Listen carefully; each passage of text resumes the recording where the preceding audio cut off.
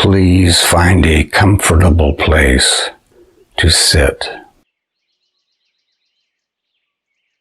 Place your hands on your legs.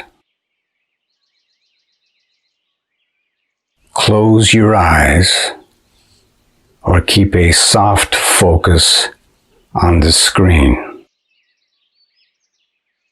Take a deep breath in and out.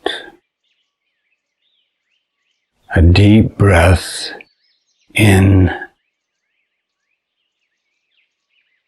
and out. Continue to breathe deeply and slowly.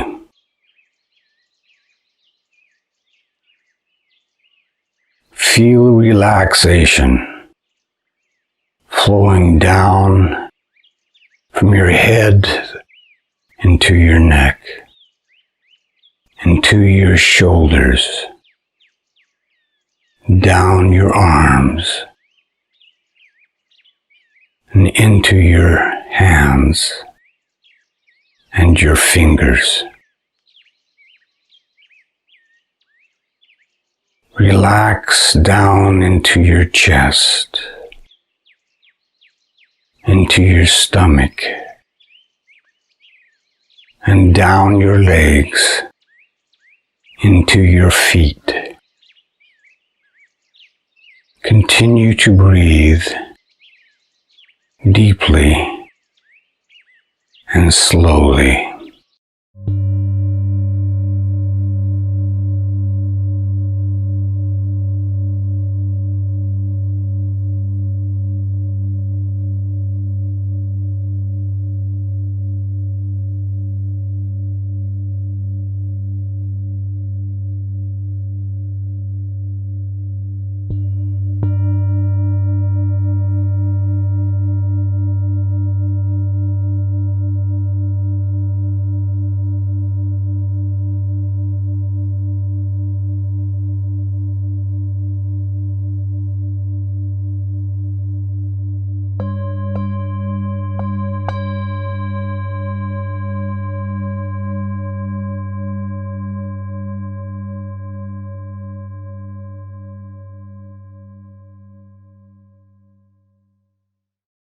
Okay.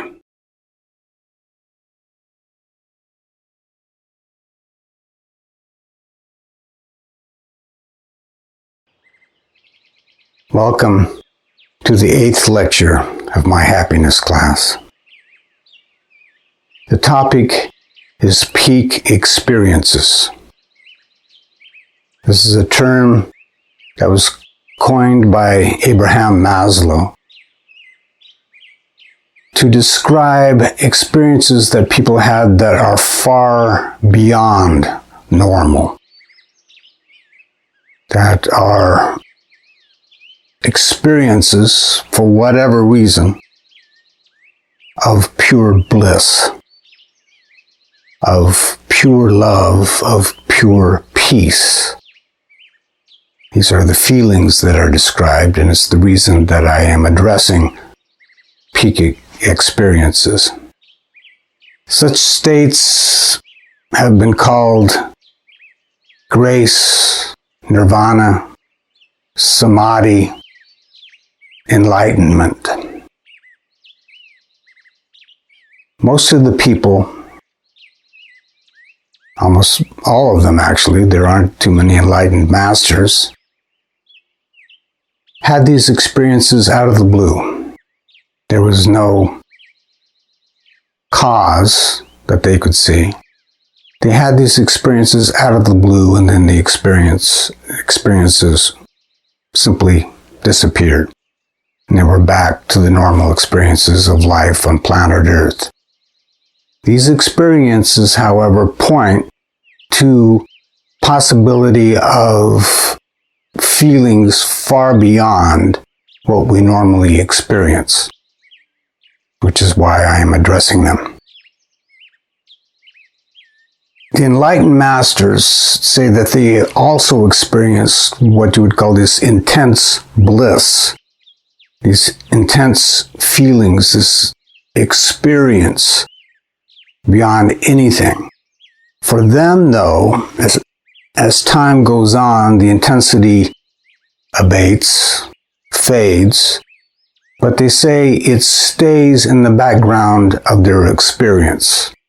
There's a peace and love and joy that stays in the background, even as they feel normal human feelings that just pass through them like a cloud through the sky. There are also many who have had near-death experiences, that supposedly they physically died medically and then came back to life for whatever reason. But they also describe experiences of what you might call heaven. These experiences of intense love, intense joy, intense peace. They usually have, though, somewhat of a story, if you will, of people or beings that they interacted with. But they describe much the same type of experience, and they have these superlative, beyond normal feelings. So they can be included in those who attest to these types of experiences. William James and Abraham Maslow, two of America's most famous psychologists, studied these types of experiences. And by study, I mean interviewed people who claimed to have had them, gathered the interviews and analyzed them, and then went into aspects of these types of experiences.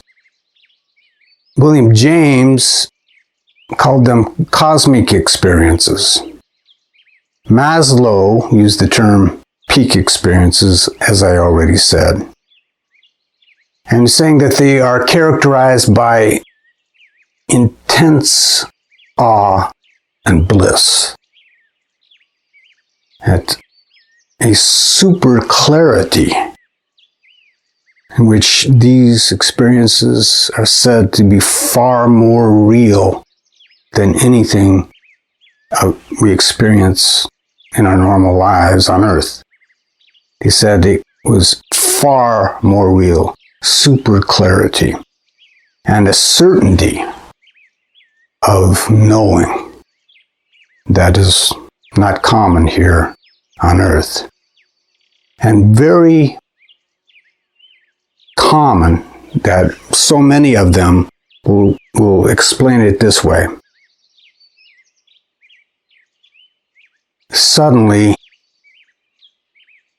they felt as if they as a person disappeared, and they became one with the universe. An experience where the separation of self and everything else, and everyone else, and everything else became an experience of one. Everything is one. The entire universe becomes, if you will, your identity. The whole universe is perceived as an integrated and unified whole, where there is no separation. All is one. Those who claim these peak experiences are convinced that they are real and more real than ordinary life. They're also highly meaningful to these people. These experiences may not have lasted long, but having had them, many attest that they changed their lives. A new perspective on life, the meaning of life, and to what you can aspire to.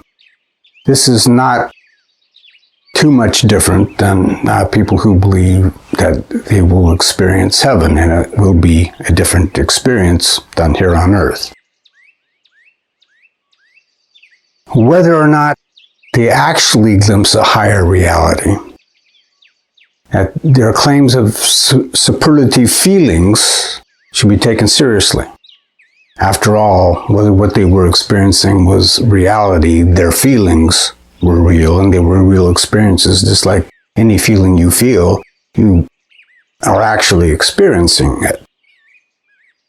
James said, and this is a quote, "Mystical states usually are and have the right to be absolutely authoritative over the individuals to whom they come." In other words, they believe them, they experience them. It changed the lives and perspectives of these people. So, them claiming to have that experience, whether you think they were real or not, they were real to the people, and that's the point. After all, any experience that you claim is real can be open to doubt. But you experienced it, and whatever meaning it had or purpose it had, you actually did achieve those things. So we don't have to necessarily argue over whether they're completely real or not. Another aspect that beyond just being one with the universe is that the ego is absent. The ego as the image of individual self obviously is not going to be there and feeling one with everything in the universe. That becomes your identity then, not the ego. So ego seems to be gone and absent from the picture in these experiences. That the selfishness and everything that comes with ego is gone. That it simply is not part of that reality. There is an acceptance of all creation. An acceptance of all creation as having intrinsic, equal, and inestimable worth. That the worth of simply being is beyond our estimation, our comprehension. Everything has a deified worth, if you will.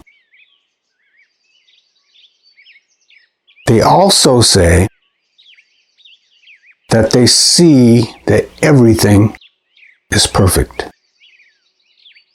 That our lives on earth are part of a perfection, a higher purpose, a higher plan, a divine plan, so that everything that happens, what we would call bad, what we would call evil, is part of the plan. And that ultimately all is well. All is good. There is no basis for judgment. Whatever seems to happen, even on planet Earth, with all the negativity, with death and harm and war and sadness and pain of loss, that has a purpose. And to see it from this higher perspective is to see that all is ultimately blessed. The pain that we go through has a purpose. And it is temporary because bliss awaits. Maslow said, and this is a quote, "The world seen in the peak experiences is seen only as beautiful, good, desirable, worthwhile, etc. this is a common aspect of these experiences, that they say, looking from this perspective of these peak experiences, that everything is beautiful, wonderful, perfect, and innocent. A quite different view of reality than we have, obviously. But I am focused here on the feelings, for whatever attributes that these experiences have. I am focused here on the feelings because we are now talking about a much higher, intense type of feeling than we have here. So they're in their own category, the feelings that they talk about here. One book, Sophie Burnham, she talks about having one of these cosmic experiences, these peak experiences. And she speaks of an unfathomable, unconditional, and insuperable love. The experience of an intense, unbelievable love is common to almost all of these experiences. Love seems to be the very basis of reality. It seems to be the essence of all creation. They all speak about this, and they say that the love that they experience there is so far beyond earthly experience that you can't really describe it. All you can do is use the words that are common. They speak of love. They say it is way beyond what we usually mean by that word. Tolle and many others, but Eckhart Tolle, who you can read in the book about his experience, his cosmic experience, if you will, which went on for quite a while, but he speaks of a vibrantly alive peace. Vibrantly alive. And commonly, they all speak of this intensity, even in peace. And I've wondered, how can peace be intense? If they speak about this intensity of the feeling of peace. And J. Trevor attests to an inward state of peace and joy and assurance indescribably intense.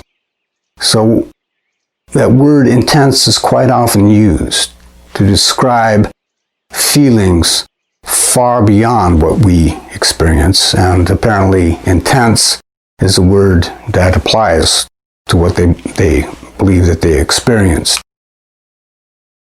So what we see here is intense love, intense peace, intense joy, the triumvirate of feelings that are not experienced apart. They are experienced as the same feeling, as aspects of the same feeling. It isn't as if they experience love and then peace and then joy. They're all experienced together as what you might call a divine feeling. Love, joy, peace, all one feeling at a indescribably high level of intensity. Once again, I turn to this idea of what we essentially are in terms of feelings. The enlightened masters and the peakers, those who've had peak experiences, I'll call them peakers here, but they insist that the bliss of the peak experiences are the essential nature of our being. They speak of being as the essence of reality. Being, joy, peace, love are the essence of the very nature of our being. They are part of it. And I addressed this in an earlier lecture. The idea that once you remove all the obstacles of the chattering mind, the fears, the anxieties, all the things that we desire from our minds, that is why these feelings rise up into awareness, because they were always there. They are the essence of our being. And as I said, not just enlightened masters, but those who have experienced these peak experiences say the same thing, that they are what we are. I believe these feelings that they describe are what I'll call, in a category of their own, the Mount Everest of feelings. It's important for the students to understand that there are feelings possible, and many people have experienced them, that are far beyond what they think they can aspire to. We can go up the top of the mountains of feelings and experience something far beyond the other ones, and they are so desirable that it may be worthwhile to at least consider them as a goal. And to not know about them, I think, is an impoverishment. Therefore, I have added this lecture on peak feelings to my lectures on the types of feelings. That you can decide how high you want to go, but you should understand just how high you can go.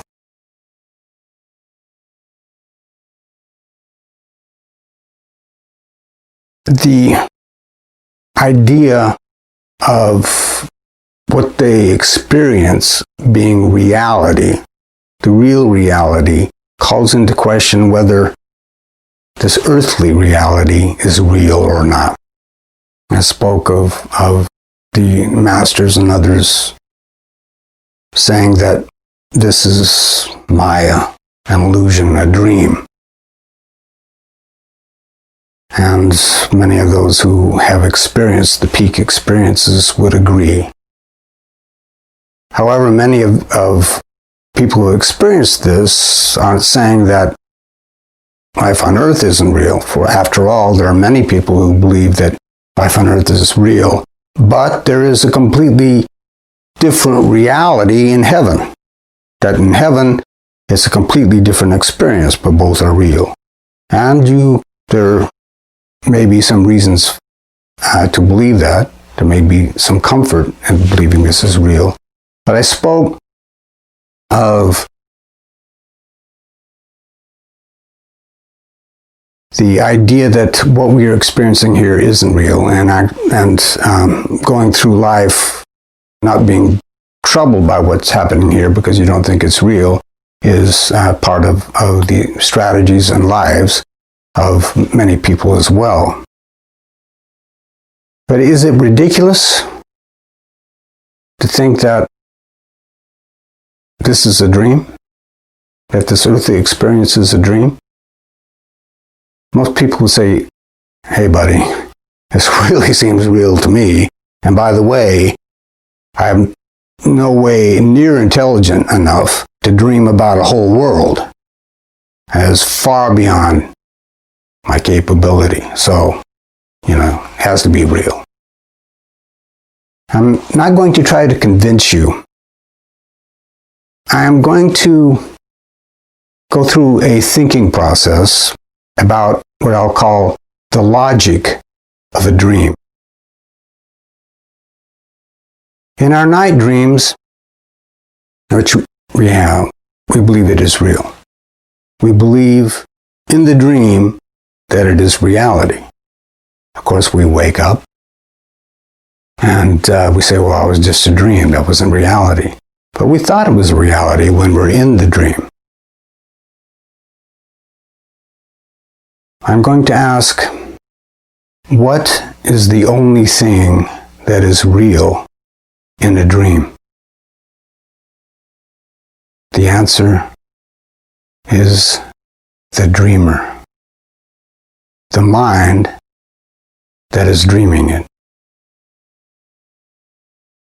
I'm also going to ask, what are those people in your dream that you experience in your dream as being separate from you, as people doing things to you and interacting with you? What are they? Well, the logic of the dream is that they are figments of your imagination, projections of your state of mind. They don't actually exist. The external world you experience in a dream is you.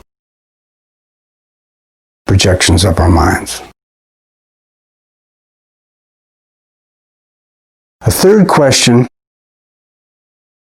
is, why do we dream? And here, this becomes an important path of investigation, if you will. Why would we be having a dream like this? A dream full of negativity and pain. You may say, well, there's plenty of beauty too. Yes, we certainly have a varied experience. But if it is a dream, why are we dreaming it? And of course, why do we dream is a question that has been addressed by many who have theories starting way before Freud. But asking, why do we dream? But here, I'm addressing this as a question of why, if this is an illusion, a dream, what we're experiencing in everyday life, why would we do it? And there are some very profound answers, but I'm not going to go there, at least not yet. People who have had near-death experiences, a number of them will speak of being in what they call heaven, where there is only love, joy, peace. And then some entity in that experience, some higher entity, if you will, tells them their life is not finished. They need to go back. And you've said, I'm not going back. This is beautiful here. I'm not going back to all that pain. They say that it's your choice. You have free will. Then they are shown what their mission is in life on earth. And they choose to come back. They say that they were not allowed to remember what their mission is, because that would interfere with them actually performing it in their life on earth. But the idea that there is a purpose, there is a mission to perform in what may be a dream of a life on earth is quite common. There is a purpose for the dream. And just having some thought that there may actually be a purpose for all of this, that we're serving a higher purpose, perhaps a divine purpose, I think can bring some comfort. And perhaps I have tickled your imagination a little bit, and you can give it some thought. After all, We are, no matter what reality you believe in, we are in a journey someplace. And giving a thought of where we're going can certainly help in your pursuit of happiness. The next lecture, I'm going to descend from the mountain peaks, if you will, into the valleys. The next lecture is about the external sources of happiness. And here I will rely pretty heavily on the science of happiness, what it has to tell us about the external sources of happiness. I hope you will join me. Namaste.